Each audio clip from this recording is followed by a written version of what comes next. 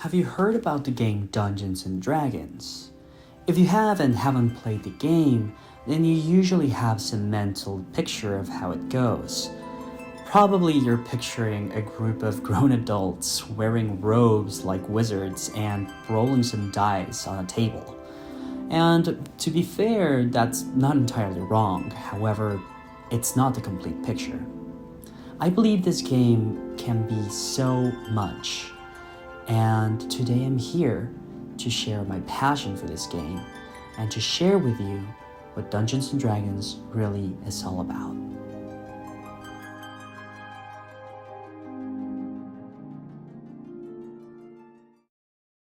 Back in 1974, Gary Gygax and Dave Arneson released to the world the first ever edition of Dungeons & Dragons, currently known as Original Dungeons & Dragons. Back in the day, you wrote a check to TSR, the company who used to own Dungeons & Dragons in the 70s. You would put that check in the mail, and 1 to 2 weeks later, you would receive a brown box containing 3 booklets. And what those booklets had were all the rules and all the information you needed to have in order to play the game. The characters, the world, how you played the game. The game was heavy on rules because of what it had set out to do. With only a budget of $200, Gygax and Arneson had set off to create a game extremely ambitious that expanded on every aspect of tactical tabletop games from its time. Nowadays we hear words like experience points or leveling up and so many other words predominantly on video games, but it all started here in Dungeons & Dragons. However, one element of this game would not only make it stand out from any other game from its time, but it would define and influence the media we've consumed for generations, and that's role-playing. Calroy puts a gloved hand over your shoulder and twists the dagger into your back. You feel your body freeze up, staring out over the estates of Candia. See, he goes, "You know what I always hated about you, Amathar? You were so damned lucky. I mean, 5th in line for the throne, and the crown rests on your head, and each of your sisters better and more clever than you." Before Dungeons & Dragons, there really wasn't another tabletop game that incorporated role-playing as a core mechanic in it. In most games, you usually represent a faction. Think of Risk, a popular tabletop game. You are given a color, you are tasked with defending and capturing territories, and you gain points. In Dungeons & Dragons, you're not a faceless faction. Instead, you create a character. You determine their abilities, their backstory, and their overall life. This character that you create is the person you will become during the game. Another aspect that enables role-playing is the open-endedness of the game. Unlike other tabletop games, the definitions of winning and losing start fading away and are only shaped by the objective that each character has. While the goal for a character might be getting riches and gold, for another one it might be redemption, or protecting and serving their king. This allows for a huge freedom in how you play and how the world transforms with your actions.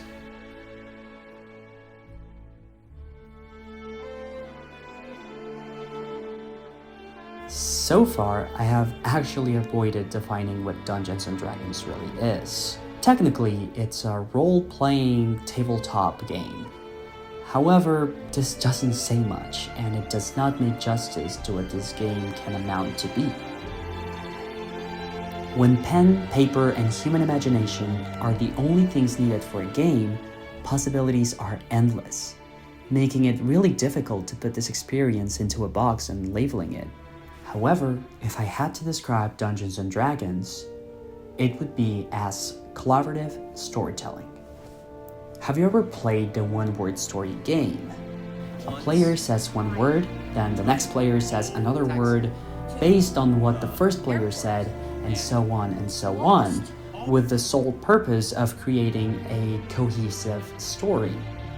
Well, put that on steroids and you got Dungeons & Dragons. A Dungeons & Dragons game is run by a Dungeon Master, or DM, who is basically in charge of breathing life into a world where a story is unfolding.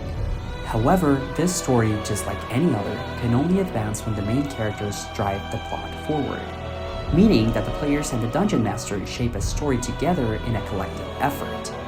The players by taking action through their characters, and the Dungeon Master by making the world react to each and every one of the decisions that the characters make. Being able not only to create, but to take part into epic stories that rival even the biggest literary creations like Lord of the Rings, while still having fun with a group of friends and of course incorporating the elements of traditional tabletop games, makes this game a unique experience to say the least.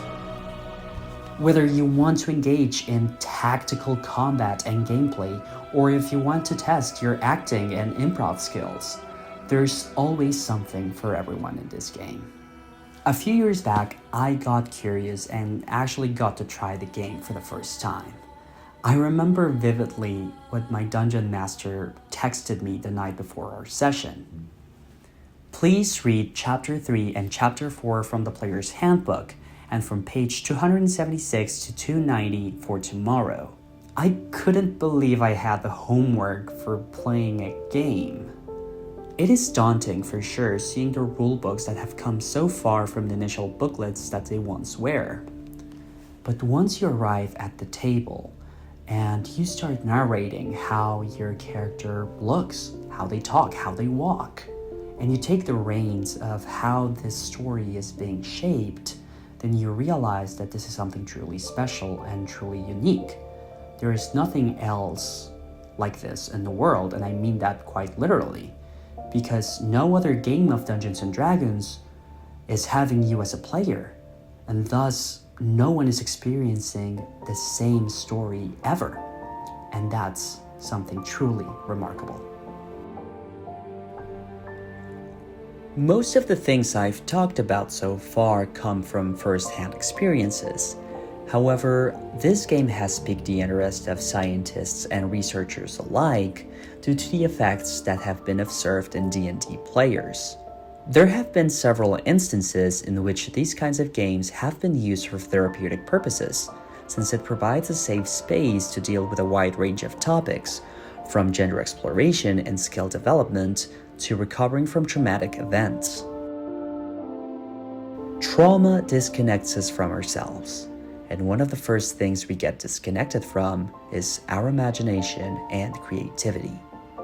These words come from Casey Walker, a clinical social worker and trauma specialist who has implemented role-playing games as a way to connect with their patients and redevelop those lost elements. And this is not something only perceived by Walker. Researchers have found that high levels of immersion in the game have several potential psychological benefits. Chung and Rivers showcase how the game facilitates higher levels of creativity and empathy among players. Other studies, such as Wilson's, demonstrate how the game has benefits in maintaining friendships and feelings of connectedness. A particular study points out that role-playing has some positive effects, such as an increase in self-awareness, empathy, self-esteem, and ethical reasoning in players. Time and time again, this game and the whole genre of role-playing games it inspired has shown us that there's more than meets the eye. It's not in the epic stories and the action where this game shows its true potential, but in the bonds and connections that this game helps building.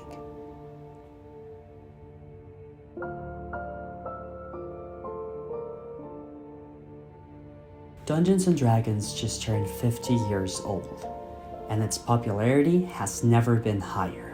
With movies, video games, and entire shows dedicated to this massive phenomenon, the picture portrayed of Dungeons & Dragons has shifted entirely, and there's never been a better time to play than now. I hope my take on this game has not only sparked some curiosity on you, but also I hope it has shown you how much this game can amount to be. I hope it has shown you that you can have the best time with your friends while creating these amazing stories. So, who knows? Maybe next time you'll take a chance and you'll grab those dice and we'll have a great time.